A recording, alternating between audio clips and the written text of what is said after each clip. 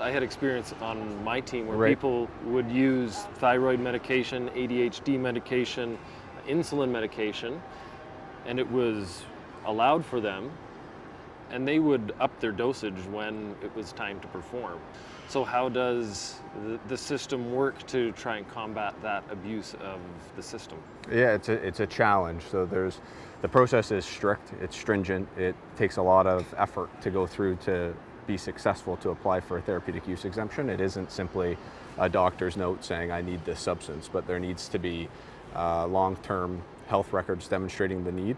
It goes to a panel of physicians that then review the application, and they're looking at it from the perspective of, one, do you need it?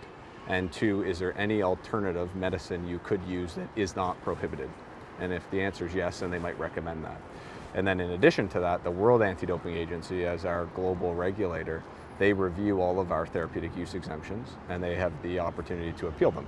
As an athlete, I felt like I was living in a bit of a police state with drug enforcement officers showing up to my house, my private place of residence at all hours of the day. You feel like your freedom is being violated, and how can this be mitigated in the future? It's a delicate balance, for sure. And as we think about the work that we do in anti-doping in Canada, we always want it to be seen as something that we don't do it to athletes, we do it with athletes and for athletes.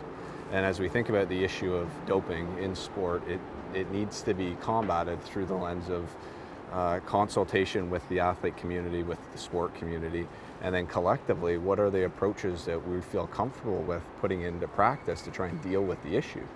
So on the one hand, it's an incredible threat to our sport system, one that potentially could cause irreparable damage.